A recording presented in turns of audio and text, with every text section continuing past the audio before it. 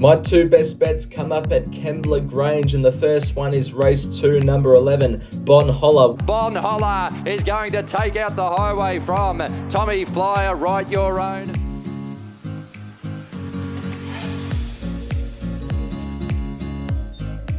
Hello everyone and welcome to the preview of Zipping Classic Day. What a day of racing it sets up to be, with Zipping Classic during the day, and then we get to the Winterbottom Stakes at Ascot at night for us Victorians pretty much. So looking forward to it. We broke the losing streak last week with a very small profit of 0.07 units, which was good.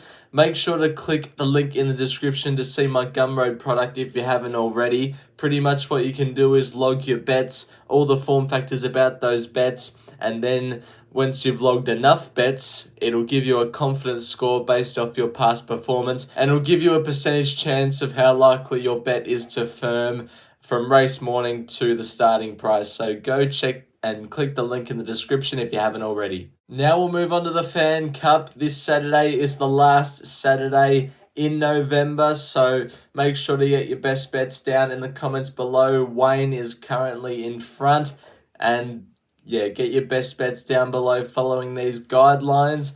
Now, let's get on to the selections for this week. We'll start in race 6 at Caulfield, where I've got 2.5 units to win on horse 2, Jenny Gone Bonkers, at the $2 mark.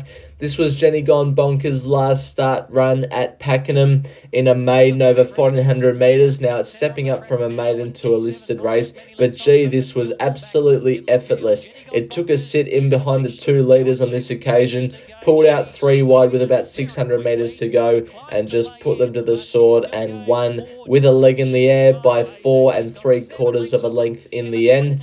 Now she's going from a soft 6 track to, well, we don't actually know because there's a bit of rain forecasted on the day, so it could be a good 4. It might be a soft 6 again. Don't know, but maybe that second up syndrome is the only thing that's holding me back from being very confident.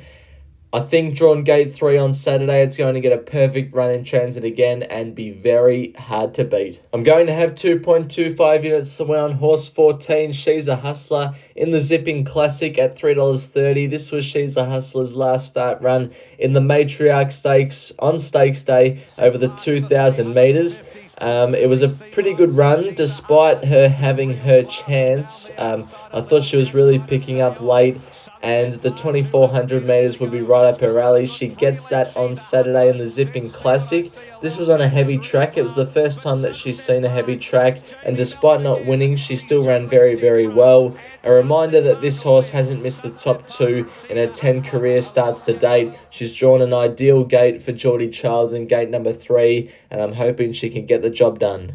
Now we'll move on to Salmonator's Black Bookers. I'm going to feature this segment in between my preview of certain tracks from now on, now that we've got our Black Bookers up and running and accepting. 4 acceptances across Saturday and Sunday, all up for Salmonator's Black Bookers. So let's get on and see if we can back any of them. So the first one, as you can see up the top, is Ain't a Bad Day.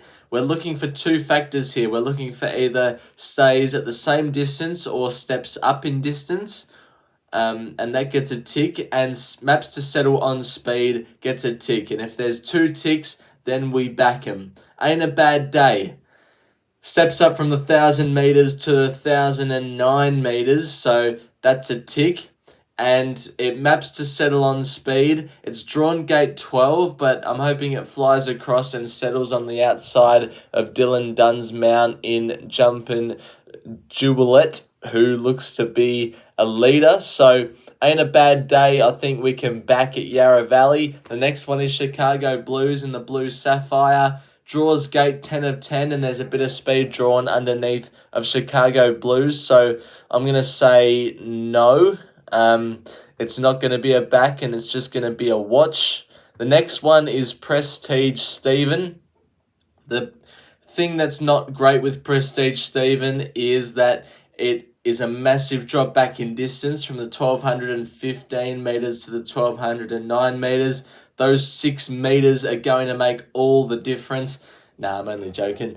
But it Maps to Settle probably midfield. There's a couple of question marks there. It's settled from a low draw, worse than midfield last start. So at the moment, I'm happy to look past Prestige Stephen. And the last one is on Sunday at Warrnambool, Huey's Spirit, who is a huge price at the $67 mark currently. Now, it's also going to be a pass because we want to see them either up in distance or staying at the same distance, because one of the factors we look for when black booking them is strong through the line, and usually that means they want further. But Huey's Spirit is dropping back from the 1300 to the 1200 meters, so we're going to look past Huey's Spirit. So out of all of that, Ain't a Bad Day is the black booker that I want to be backing at Yarra Valley out of this week's black bookers.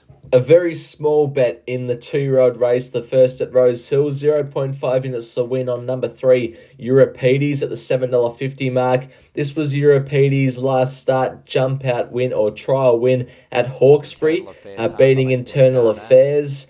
This is a 2-year-old colt by Street Boss out of the Dam Manicure. Manicure was a very good racehorse for Godolphin. Euripides in the straight managed to sneak up on the inside of Internal Affairs, who faces it on Saturday, and record the win. I really like the gate it's drawn on Saturday, Euripides in gate number 1. Rachel King's got options from there. She can burrow through and lead, or she can just take a sit, third the fence, and if she does the latter, she just needs luck in the straight, and I think Euripides, the colt, can be very competitive. And in race 3 at Rosehill, I'm going to have 1.75 units to win on number 15, Shenandoah River. This was her last start run at Scone in a Class 1 over 900 metres. Margin Call got up to her outside here, but Shenandoah River was able to fend it off and win by a length and a half. Before this, she broke her maiden also at Scone over 1,000 metres, winning by 3 lengths. The 1,100 metres has to be a little concerned because she's never won at it before, but she's won by 3 lengths at 1,000 metres before. Although that was a Scone maiden and now she's running in a highway at Rosehill, I just like the map with this horse. It's going to be hopefully leading on my map from gate 8.